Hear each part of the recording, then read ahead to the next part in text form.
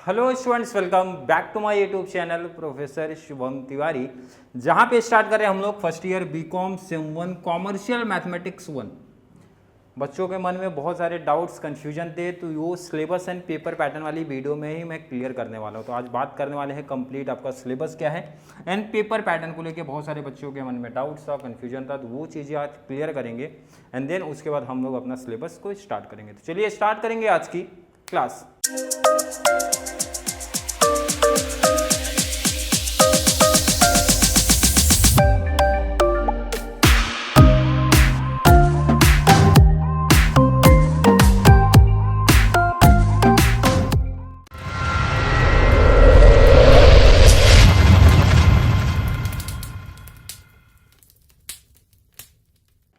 सबसे पहले बात करें जो मैथ्स है आपका, उसमें से आज पिक कौन सा किया गया, कॉमर्शियल मैथमेटिक्स 1। और जो बच्चे न्यू चैनल के साथ ऐड होंगे तो मैं बता दूं, प्लेलिस्ट भी इसी नाम से मैं बनाऊंगा, कॉमर्शियल मैथमेटिक्स 1 के नाम से है।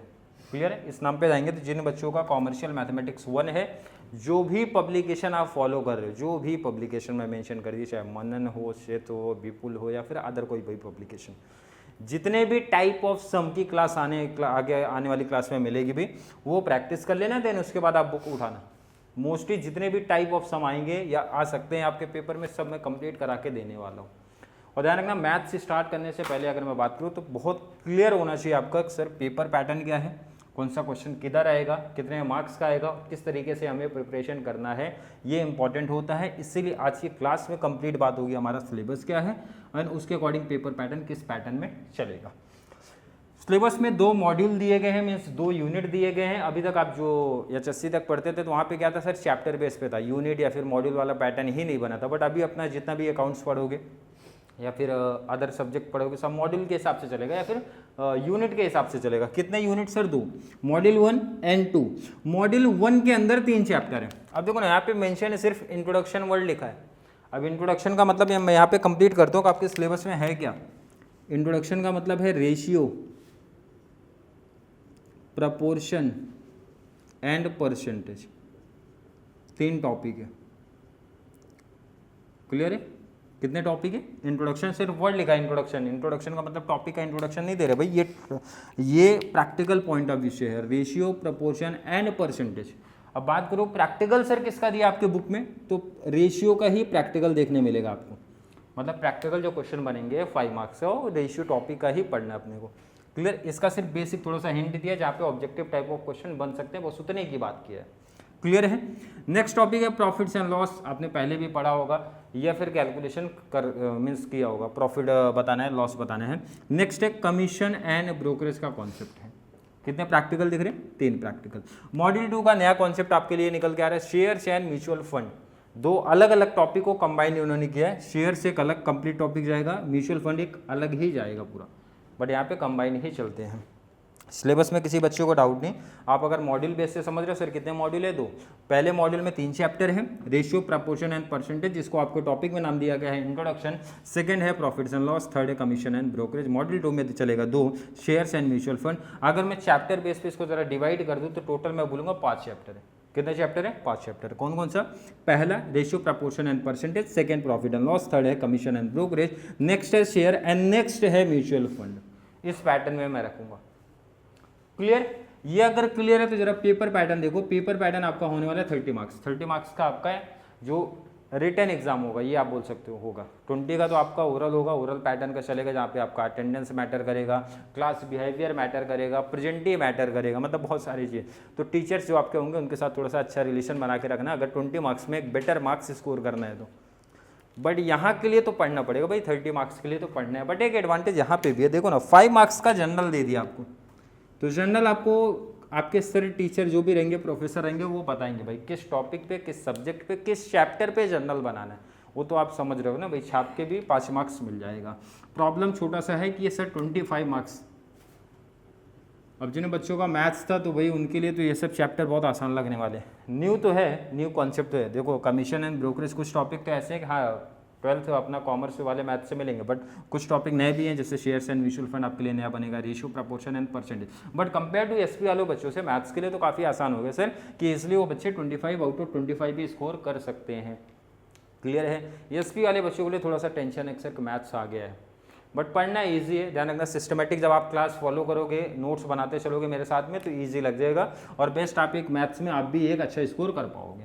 बस समझना है भाई पेपर पैटर्न क्या बता रहे भाई, एनी 5 आउट ऑफ 8, मतलब एक एडवांटेज है 3 एक्स्ट्रा क्वेश्चन दे रहे हैं। 8 क्वेश्चन देंगे 5 कवर कर लो, कितने भाई 8 देंगे 5 कवर करो, 3 एक्स्ट्रा क्वेश्चन बहुत है, बहुत इनफ दे रहे हैं। और कितने मार्क्स का 25, मतलब ये समझ गया सर एक क्वेश्चन 5 मार्क्स का है, क्योंकि 5 5 है 25 हो जाएगा। 5 क्वेश्चन कवर करो 25 मार्क्स लो। कितने आने वाले हैं 8, ये बहुत बड़ा एडवांटेज है। 8 क्वेश्चन आएंगे 5 कवर करना है।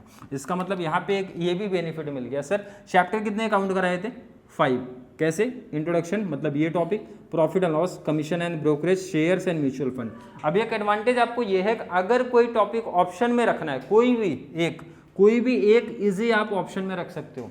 अगर आपको म्यूचुअल फंड टफ लग रहा है, म्यूचुअल फंड को ऑप्शन में रख दो। अगर आपको शेयर टफ लग रहा है तो शेयर ऑप्शन में रख दो। अगर आपको कमीशन एंड ब्रोकरेज टफ लग रहा है तो ये रख, मतलब कोई भी एक, तो इजिली आप, क्योंकि 3 ऑप्शन मिल रहा है ना भाई, 3 ऑप्शन मिल रहा है, मतलब ये काउंटिंग आप कर सकते हो कि अप्रॉक्स हर एक टॉपिक से 2 क्वेश्चन बनेंगे।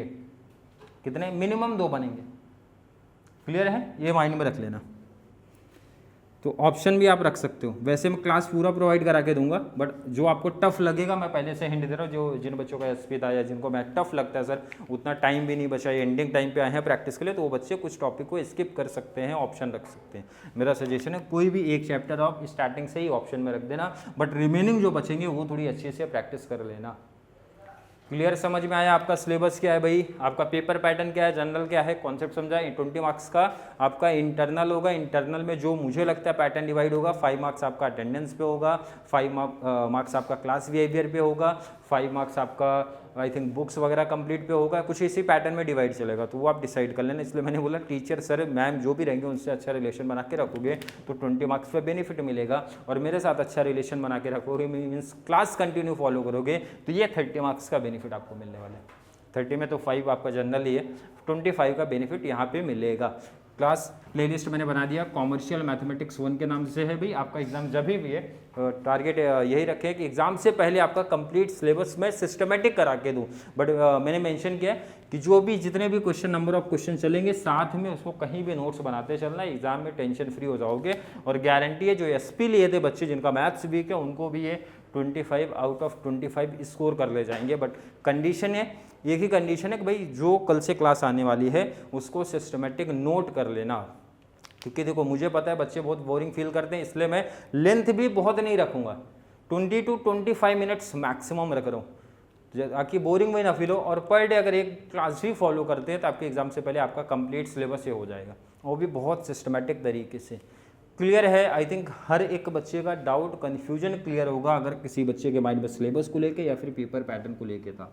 फिर भी किसी बच्चे को आज की क्लास को लेके कोई भी डाउट आ रहा है, कोई भी कन्फ्यूजन है, कोई टेंशन है, जो भी है नीचे कमेंट में ऐड करो। या फिर वीडियो थोड़ी सी भी हेल्पफुल लग रही है तो अपने ज़्यादा से ज़्यादा FY BCom वाले बच्चों को ज़रूर शेयर करें ताकि उनको इस चैनल से बहुत सारा बेनिफिट्स मिल सके। तो चलिए मिलेंगे अगली क्लास में, तब तक के लिए थैंक यू सो मच।